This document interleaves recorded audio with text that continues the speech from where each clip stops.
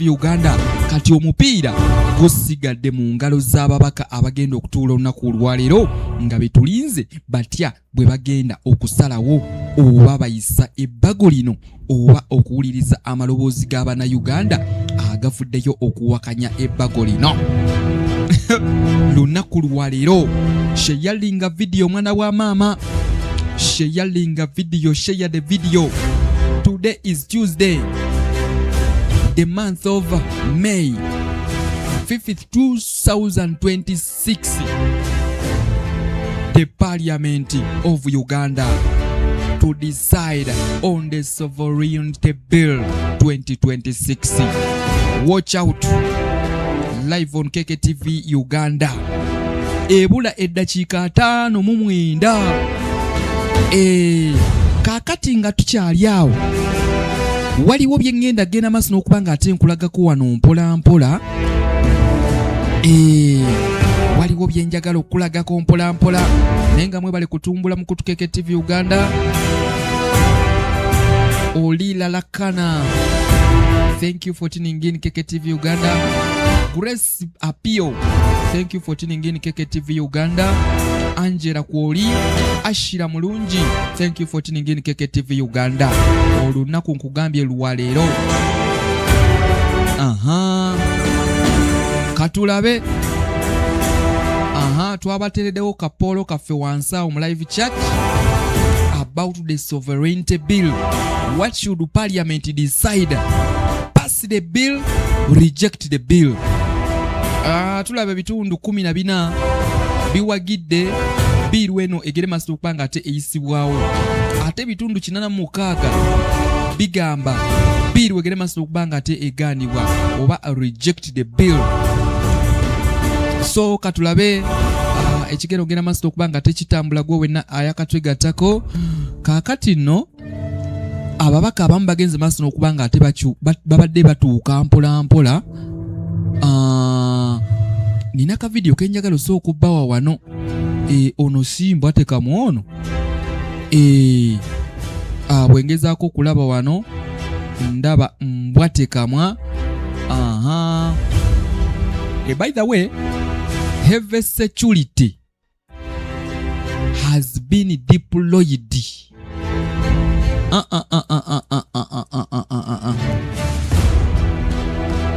Soko labe bino.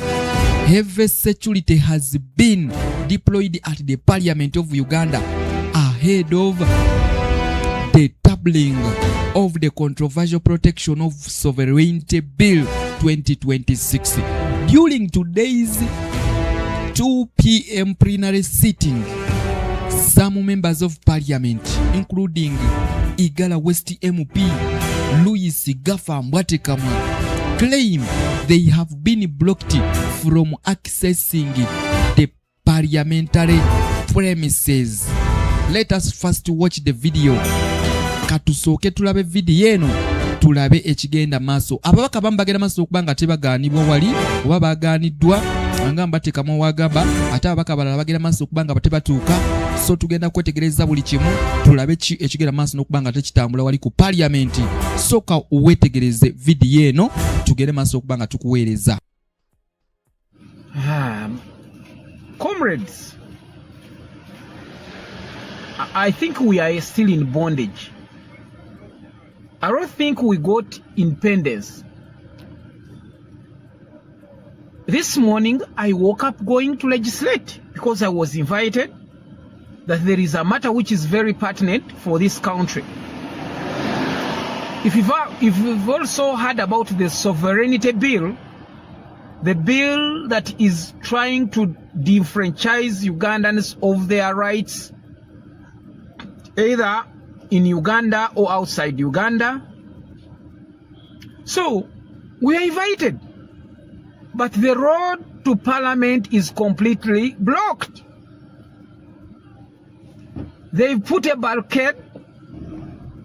Even members, because I'm sure my face is very familiar.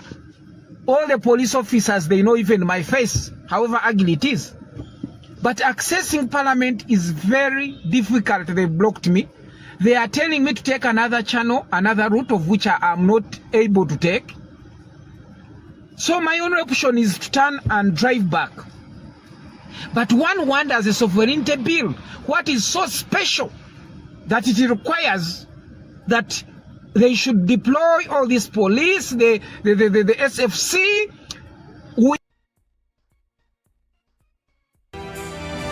Alright, embeera bwetyo bwebadde nga mbwateeka mwagira maaso okubanga ate agaanibwa. Nkugambye deployment y'amaanyi nnyo era nga ye mbwateekamwa tujja kuba tutegeera amawulire agaddako maaso awo oba amaze n'afuna waageze maaso okubanga ate ayita okulabika nga ate ayingirawo mu Parliament naye nga embeera si nnungi n'akamu n'akatono. Wali ku Parliament kugambye heavy deployment y'amaanyi, abasirikale bayunguddwa abawanvu n'abampi. The current situation at the Parliament, we are going live. Tugenda live akosagala obenga okatyako wadde n'akatono. Nkugambye the situation at Parliament remains tense with heavy security deployed across the premises.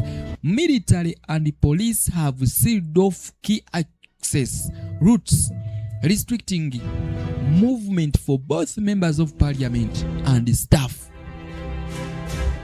The heightened security comes ahead of a 2 p.m. plenary sitting where registrators are expected to debate the controversial Protection of Sovereignty Bill.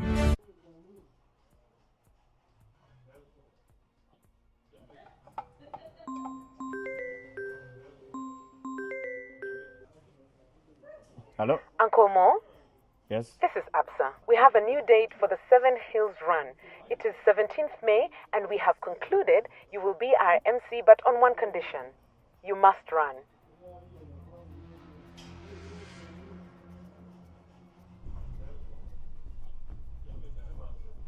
Can I run like on Teams? No. No, We're I looking can't start forward. Teams.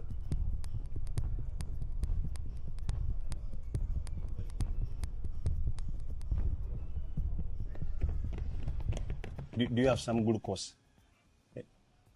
2 sacks. Scheduled for its second and third readings.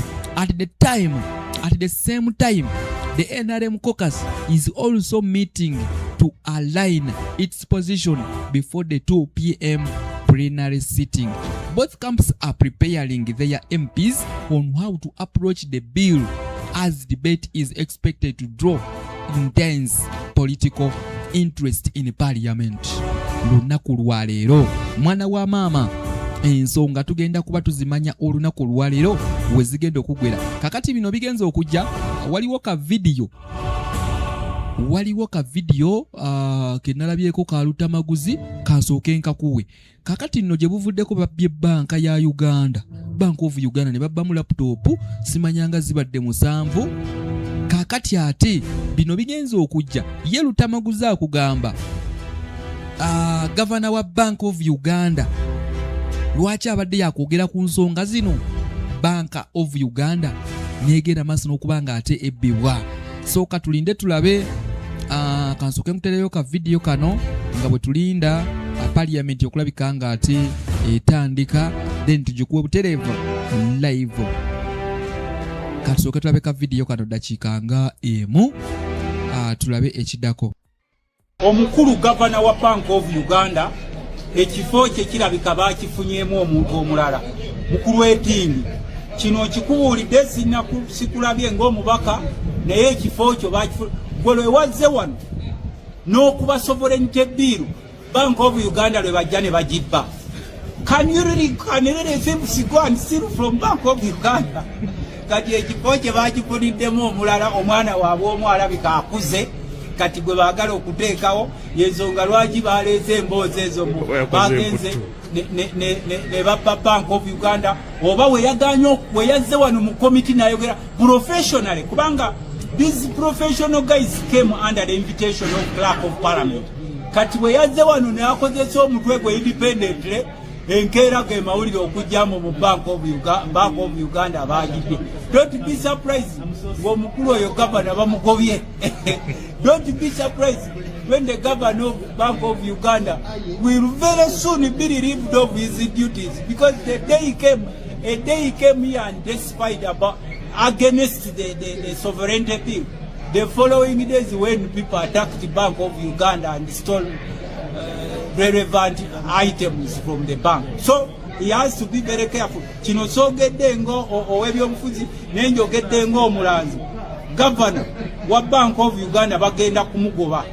Kasita yazze wano nayogerera bill y'omukulu, because this is Museveni's bill. The bill is not for Uganda, this is Museveni's bill promoting monarchy oba obwakabaka bwe.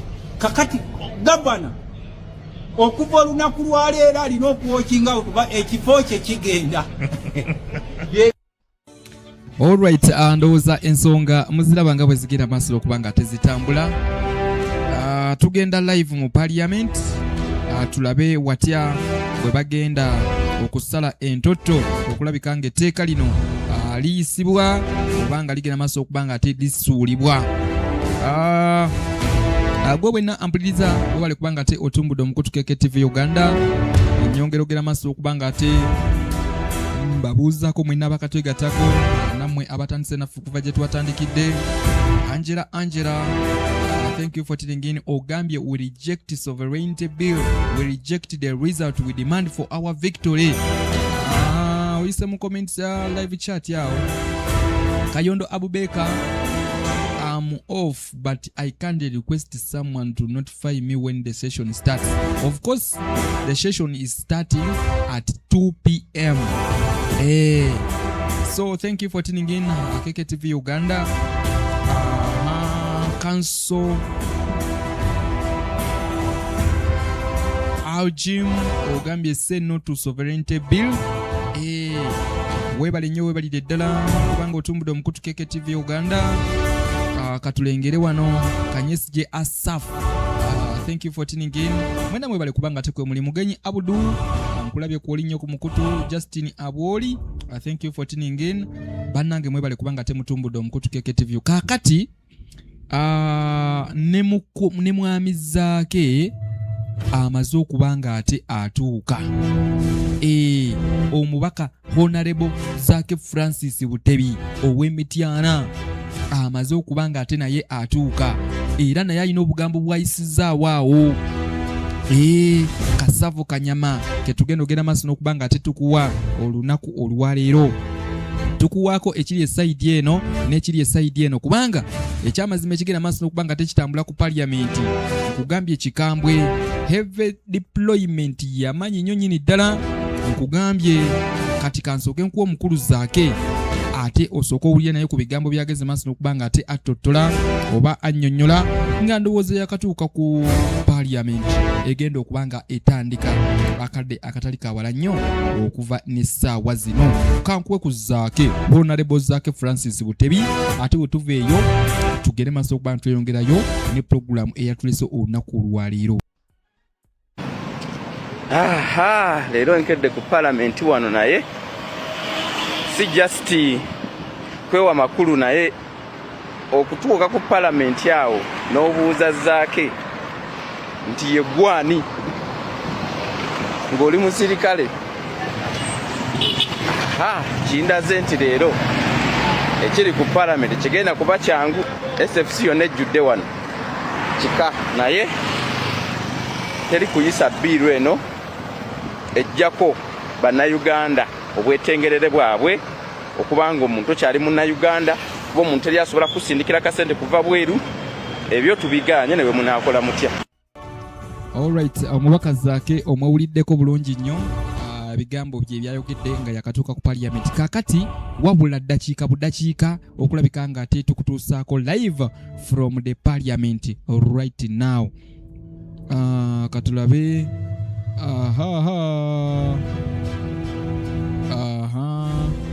kangezeeko okulabika nga ate mbako bye neetegereza wano tulabe ate nga bwe tugenda maaso okuba nga tetweyongerayo n'olunaku olwaleero wali ku Parliament. Nakugambye Sabbiiti 2 eyise ababaka abatuula ku kakiiko akagatte ak'ebyamateeka n'ebyokwerinda babadde bawuliriza endowooza z'abantu ab'enjawulo ku bbago ly'etteeka ery'obwetengereze era ng'ebitundu 98 ku buli 100 eby'abantu abalabikako eri akakiiko ebbanga lino lyonna ebbago lino balisimbira ekkuuli ku lunaku olwokutaano. Otegedde ekintu ekyo? Nkugambye ebitundu 98 ku buli 100 eby'abantu abalabikako eri akakiiko ebbago lino balisimbira ekkuuli ku lunaku olwokutaano. Ababaka abatuula ku bukiiko beevumba akafubo ku wooteri ya Munyonyo Commonwealth Resort okubaga alipoota eyawamu gye bagenda ogenda maaso okuba nga tebaleeta olunaku lwaliro mu Parliamentary. Mu lutuula olubuzaayo eddakiika obudakiika lutandike era mu lutuula lwa Parliamentary luno lwesuubirwa okuyisa ebbago lino lifuuke etteeka oba okukkiriziganya n'okusaba kw'abantu ebbago lino lisuulibwe mu kasero akawungeezi k'eggulo. Kugambe twageze maaso okuba nga tulabako obutambi nga bugenda maaso okuba nga busaasaanira emitimbagano ng'ababaka abagenze okukola lipoota nga bakangula ku maloboozi okubula okwegwa ne mu malaka. Bu vidiyo bwe mwabulabye, asagala kuleeta videos nyingi wano olw'ensonga ekyatuleese kyenjagala okulabika nga ati tugendako live wali mu Parliament. Kakati nno omupiira gusigadde mu ngalo z'ababaka abagenda okutuula olunaku olwaleero ng'era eddakiika wabulambale era nga ffenna betulinze batya bwe bagenda okusalawo oba bayise ebbago lino oba okuwuliriza amaloboozi g'Abannayuganda agavuddeyo okuwakanya ebbago lino. Kaakati nno njagala weetegereze atova ku mukutu KKTV Uganda ensonga zonna tugenda kuzitegeerera wano. Lunaku lwaleero Parliamentary egenda kubanga esalawo ku bbago lino ery'obwetengereze. Tutandika essaawa yonna. Nkugambye essaawa yonna tutandika. Tugenda mu Parliament live. Gwe wenna eyakategatako ku mukutu KKTV Uganda. Parliament Joint Committee has raised major concerns about the Protection of Sovereignty Bill 2026, warning that its current form could affect the economy, civil society and key nation institutions. The House Committee of Defense and Internal Affairs and the Committee on Legal and Parliamentary Affairs reviewed the bill after consulting more than 200 stakeholders, including government agencies, civil society groups, financial institutions, and the diaspora. Otegedde ekintu ekyo? We are in the business of action, of taking the hard path. Minute. We are going to Parliament live. Tugenda mu Parliament live. Kakati nno mbadde nkeberako wano ku mutimbagano gwa New Vision. Ngenda maaso okuba nga ate neetegereza. Kugambye bakugamba nti the report has been signed by several members of the committee. The committee sessions were chaired by Wilson Kajwenje and Stephen Bakamugabi. The report that has been widely shared on Tuesday, May 5th, 2026, ahead of Parliament, says while the bill seeks to protect Uganda from foreign interference, several of its provisions are too broad and unclear. lawmakers found that definitions of foreigners and agent of a foreigner could extend to ordinary activities such as business transactions, research partnership, and diaspora support. The bill is listed on the order paper for consideration during afternoon's parliamentary sitting. The committee warned that the bill risks shifting power away from citizens, contrary to the constitution, which vests sovereignty in the people. It was observed that the proposed law places heavy control in the hand of the minister responsible for internal affairs, raising concern about unchecked authority. Stakeholders, including civil society organizations, opposed the bill, cautioned that it could restrict civic space and limit the operation of non-governmental organizations. Financial institutions raised fears that tighter controls of foreign funding could disrupt remittances, investment flows, and banking system. Otegedde ekintu ekyo? Ngezaako kuyitamu wano olupapula lwa online wano lwa New Vision, oba ku mukutu gwa New Vision. Eyagezezzaako kugenda maaso okuba nga ate ewandiika. Tweyongeddeyo bagamba the report highlights the bill creates a parallel regulatory framework that overlaps with existing institutions such as the Bank of Uganda and the other regulators, which could lead to confusion and increased compliance costs.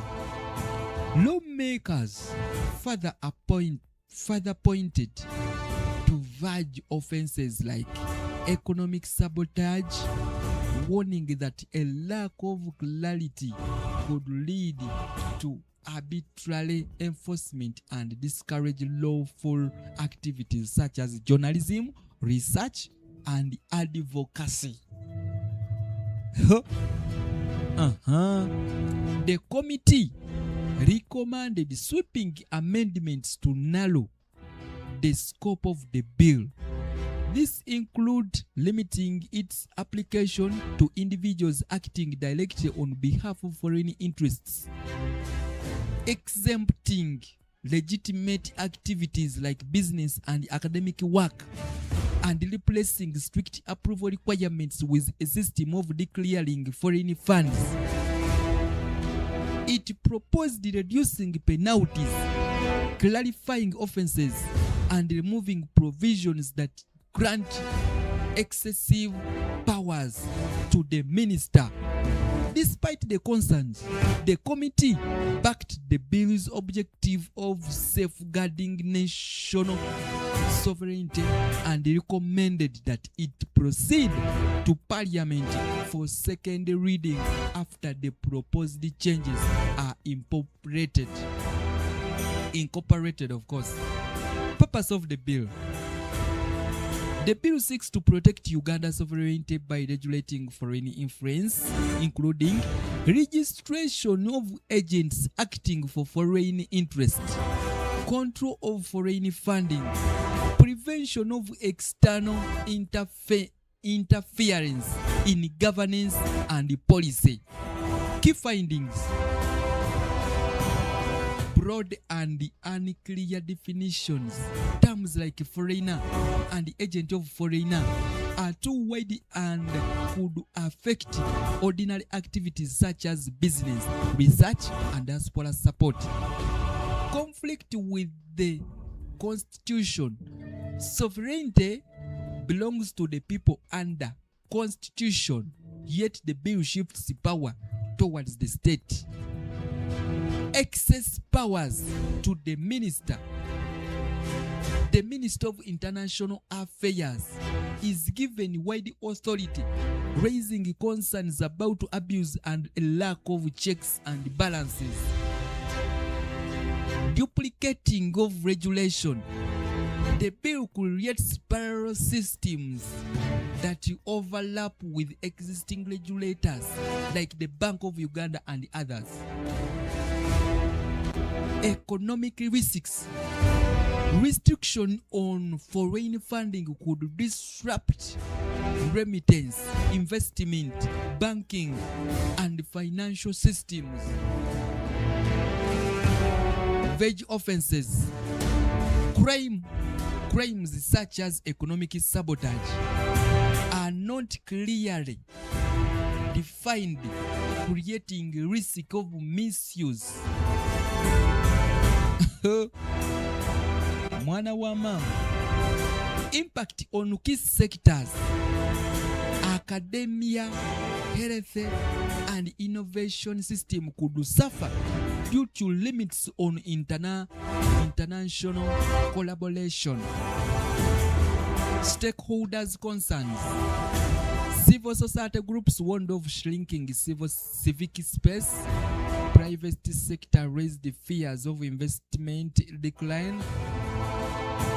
Financial institutions flagged risks to economic stability. Researchers and health experts cautioned against disruption of partnership. Key recommendations. The committee proposed major amendments, including limit the law to agents of foreign influence, not all individuals. Exempt remittances, business, research, health, and religious activities. Replace approval system with a declaration of funds. Reduce penalties and clear define offenses. Remove excessive powers from the minister. Exclude regulated institutions like banks from the law. The committee supports the bill's objective but says it must be amended to align with the constitution, protect economic stability, avoid overregulation and abuse. The bill is recommended to proceed to Parliament with amendments. So, lunaku lwa leero